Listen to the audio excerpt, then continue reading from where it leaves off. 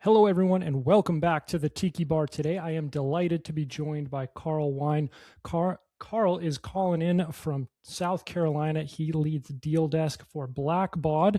And Carl, we ask everyone on our show the same first question. When you were a kid, what did you want to be when you grew up? An FBI agent. FBI agent. Okay, and how long did that last? About my first year in college. Okay, so you actually pursued it a little bit. Did you I did you did. like I study did. some of the courses? So when I was a kid, I was really into, as most kids are, sort of the superhero detective. James Bond was a big thing for me when I was very young. And the closest thing that you could sort of identify with was the FBI. And we had a family friend who was a special agent. And we had just several informal conversations about it. When I was in high school, I actually started doing like modeling. Like I started taking a lot of government classes, a lot of sort of mock trial, a lot of sort of I focused on that quite a bit. And in like my science projects were my 10th grade science project for the science fair was crime in the weather. I did a lot of like correlation study with police reports over the course of a year, along with the weather service over the course of a year. So I did a lot of work in there. And then when I got into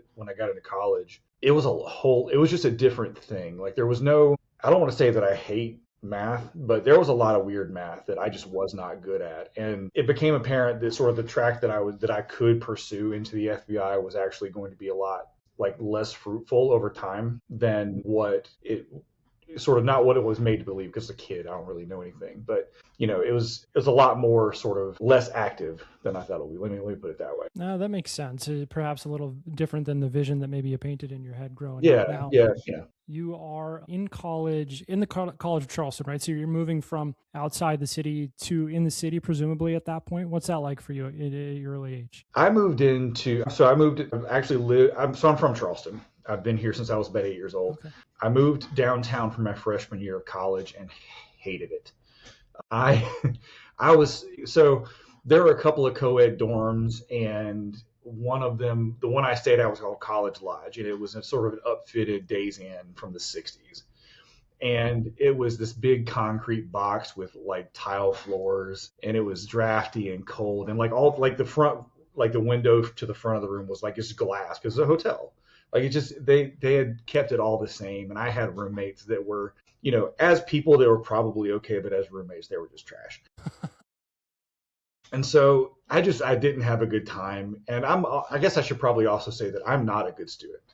From an academic standpoint, I'm not a good student. I'm not the person that you want to sit quietly in class. I tend to argue a lot, and I like to talk. And if I don't understand a concept, or don't agree with this point of view, or have a different point of view, whatever that happens to be, I'm going to say something about it. And that didn't lend itself very well in my high school and college careers. So it's just like I see the point of school. I wasn't the best at it. Okay. Fair enough. Now, you're saying no moss to the FBI angle. You end up studying communications, is what I see on LinkedIn.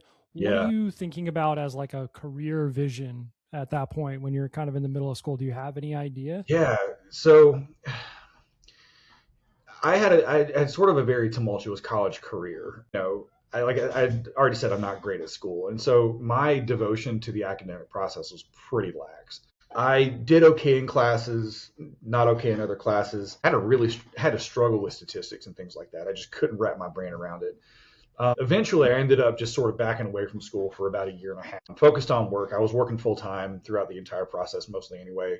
Just full time work, just not terribly consistent jobs. And when I got back into school, the dean and I had a really good conversation that said, "You can't do the business school anymore." I said, "Okay, noted." But she said, "I completed enough business courses to sort of get into this communications program with a corporate focus." It's like, okay, what do I have to do? And so really from there, it was a lot of media classes, a lot of sort of organizational makeup and things like that. That just were, at least from I'm reading a course description standpoint, seemed doable to me.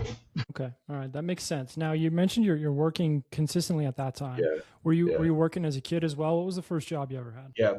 First job I had was at a place called Frankie's Fun Park, here in Charleston. All of my friends had jobs at like McDonald's and Taco Bell and all the fast food spots, all the places that you thought like a 15-year-old person would work. And I had no desire to do any of those things. And so I tried to find a spot that's like, okay, it's moving around. It can get outside. It's not the same thing that everybody else is doing. And so down the street, there was a place called Frankie's Fun Park. Now, Frankie's Fun Park is exactly what it sounds like. It is go-karts and an arcade and mini golf and batting cages and all the other stuff. And so I applied there when I was 15, and went on vacation and came back with a phone call that said, hey, if you want a job, come down and sign up. So I went and got a job. The impetus for my job was really just because I needed money to buy a guitar, and that's where that started. Guitar money, that makes a lot of sense. Clearly it worked. You have the guitars hanging behind you. How about when you're in college? Are you still driving over to Frankie's Fun Park, or at the I did for a while. Okay. By that, so I worked for Frankie's for about 5 years total. Nice. Middle of high school through the middle of college-ish. And over that time, I worked my way up to basically being a supervisor over several different areas of the park. It was good money for, a 19-year-old. So I kept it going as long as I could. I had moved back into North Charleston, so back into my parents' home by that point. And it was just an easy thing to do because we literally lived 4 minutes from the park. So it was an easy. That makes sense. What's it like for you at that age to be managing people, as supervising anybody doing anything at that point in life? Yeah, so I had the benefit of having a couple of really great supervisors during that period. So I believe in the philosophy that I'm not going to ask somebody to do something that I'm not willing to do. And they sort of exemplified that idea to me. And so taking that example, you work your way up through the ranks, and you sort of know the jobs that you're going to do and that you're going to ask other people to do, and you're going to help them do it well. And so assuming that the people are willing to sort of do the job, then it was actually pretty easy. None of us were adults at that point. I mean, not really adults. And so it's somebody's first job or second job. They're still in school. They're still going through all the same stuff as everybody else's. And this is just really just saying, okay, your job for these 5-minute blocks is to stand in this spot and make sure that nobody crashes, or make sure that people are not being stupid. That's your job. Be nice. Don't make anybody mad, but it's not hard. So just do that. And that's kind of the way that it went. And any sort of escalations or anything that went awry, we had a great team in place to sort of mitigate that away from people whose job it wasn't to manage those escalations. I feel like that advice would still play pretty well today, even on a larger scale. Okay, now you eventually you go back to college, and you get out into the more traditional working world. It looked like your first gig out of college was with Apex Broadcasting. Am I getting that right? Yeah.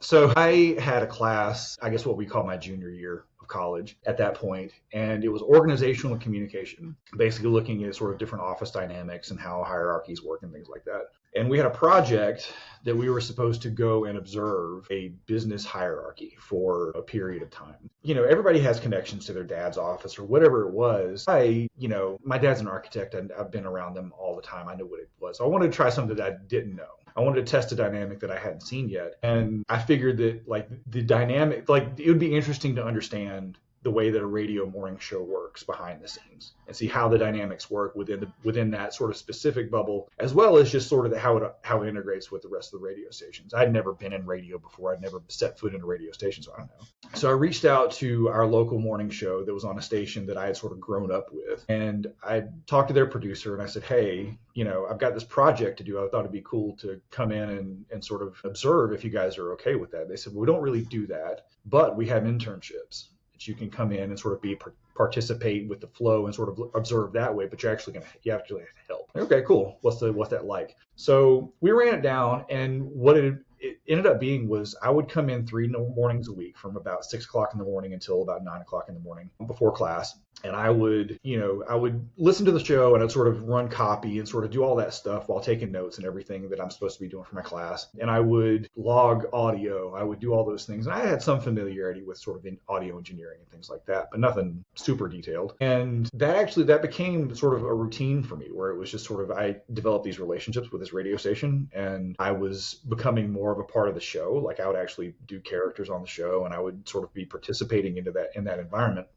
And that's how I got involved there. So I was at the radio station, and within, I guess, probably 8 months of being an intern there, the producer of the morning show left, and they had another opening. And so they asked if I wanted to produce the morning show and then fill this other role alongside it at the same time. And, for a kid working retail for $9 an hour, that was an awesome idea. So I took that job and I worked full time for the radio stations through the end of my college career, and sort of after college, sort of hit the ground running a bit more full steam at Apex. Okay. So now I need to ask before I get into that, what type of characters were you doing on the show? Well, so I would do, like, being from the South, I don't have much of a Southern accent, but I can call upon it when necessary. So it was a lot of that kind of stuff. And, just random things, just if they needed, like, oh, we need, somebody to make this noise at this time, or, we're having a caller do this. Or there was this narrative when I got hired at the radio, like full-time hired at the radio station, there was this narrative that I found, like my last day at the retail store, I found somebody's purse. And like, it was just this whole skit that was kind of built around this. It was meant to embarrass me as part of like an initiation with it. So to the radio station, it was just good fun. That's awesome.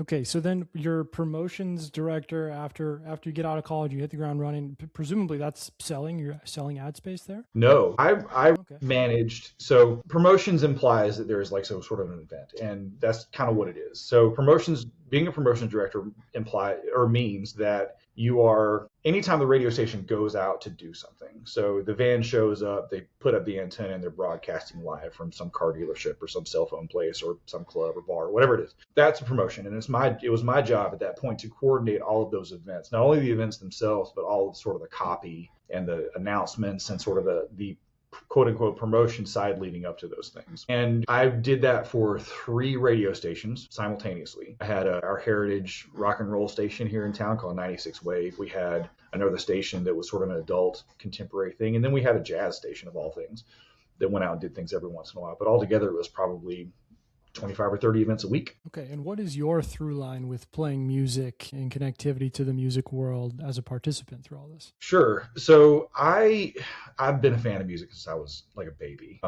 It's just always been something that I've gravitated towards. Not really any sort of discernible music ability up until I decided that I was going to start playing guitar. My dad, my biological father, played guitar in bands when he was in his youth. My mom just loves music. My stepfather plays piano really, really well. So it was just kind of always there. And I've been fascinated with guitar since I saw, like, honestly, Bon Jovi Slippery When Wet album, like, just blew me away as far as Richie Samboro's guitar playing. And so I just loved it. When I was 15, like I said, I was like, I'm going to play guitar now. And so I went and I got a job, and with the first paycheck, I went and bought a guitar. That was about the same time that I started really listening to punk rock and all that stuff. It's like, oh, it's like 4 chords. I can learn that. And so that's what I did. I just listened to things and learned songs, and it just didn't stop. Awesome. All right. So you're going through the flow at this point, kind of keep figuring out what's next. And Yeah. you eventually make the jump from Apex into Blackbaud.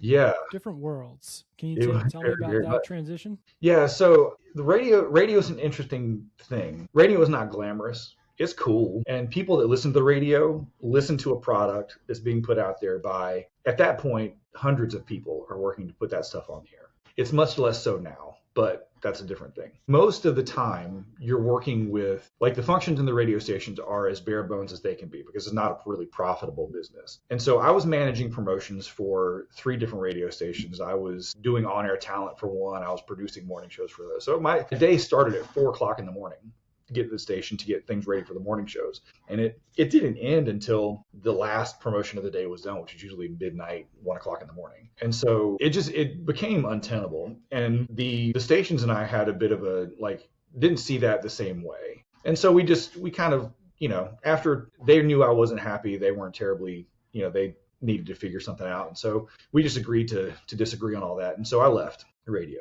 I guess probably the better way to say that is I was left by radio. We kind of had the thing where it's like, we need to make a change. It's like, I agree that we do. So it's kind of this mutual meeting of the mind. But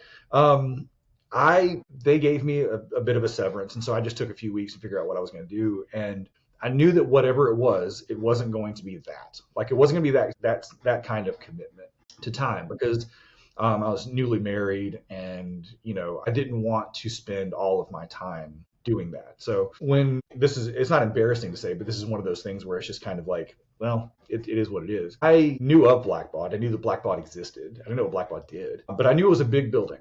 It was a big building with a lot of people in it. And I said, you know what? I bet those people have schedules. And so, funnily enough, I went and talked to the woman at the front desk. Her name was Seal, and I said, "Hi, my name's Carl. How does one apply for a job here?" And she directed me to the website, and I went on the website and I found a position, an entry-level position. It's called maintenance advisor. And looking through the description, it was really simple. It was, you're going to talk to customers and you're going to ensure that they renew their support contracts for our company. I was like, well, what does your company do? And so I had to read up on the company and figure out what the company does. Like, okay, that makes sense to me.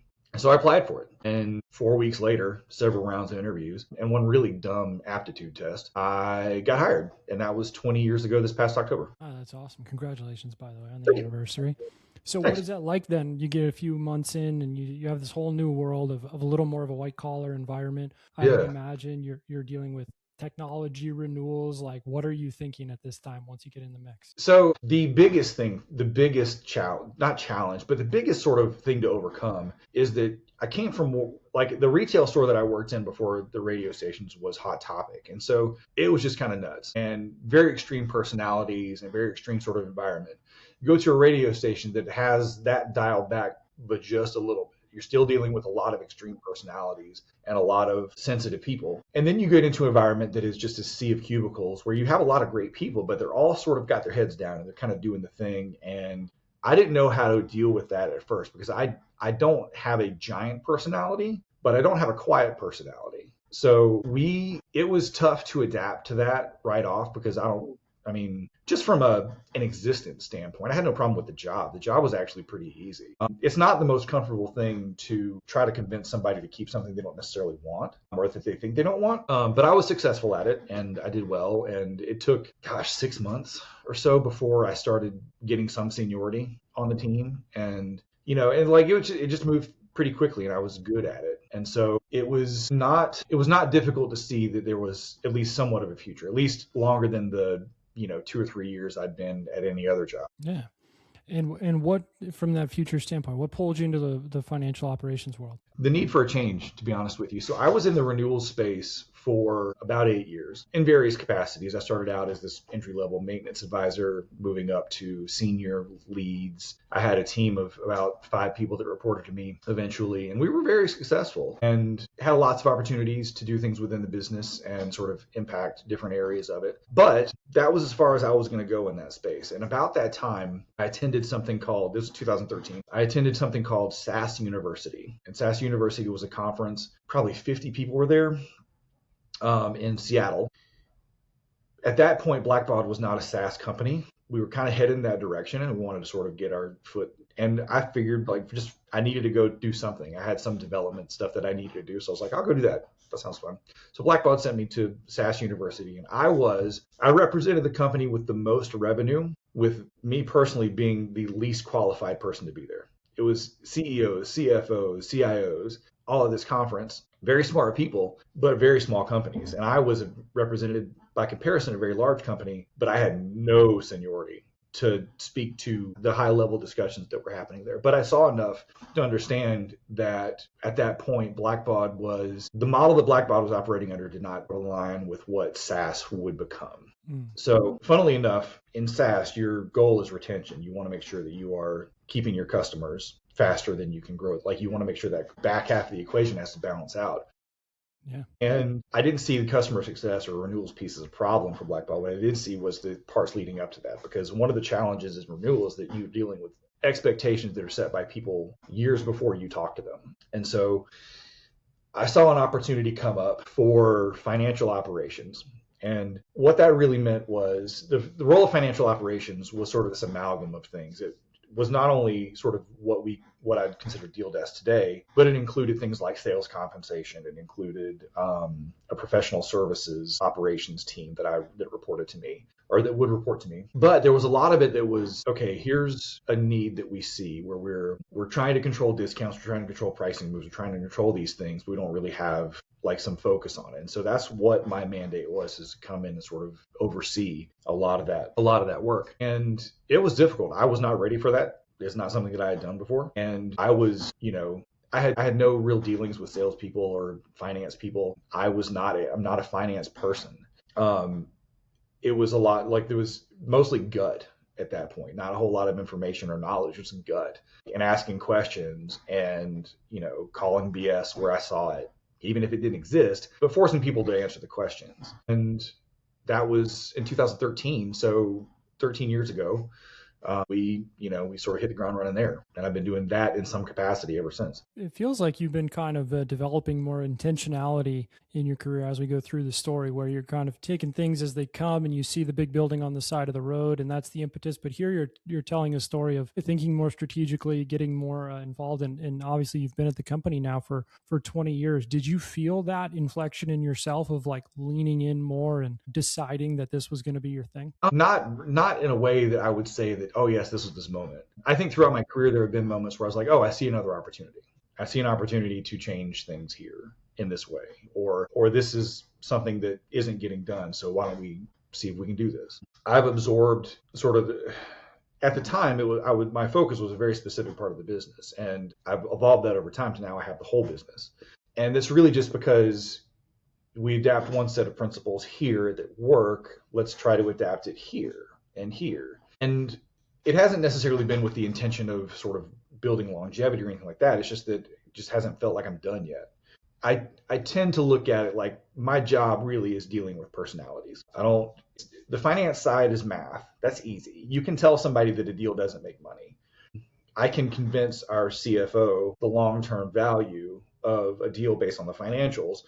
But what we're really trying to do with Deal Desk is to help people with notoriously short-term goals, like salespeople,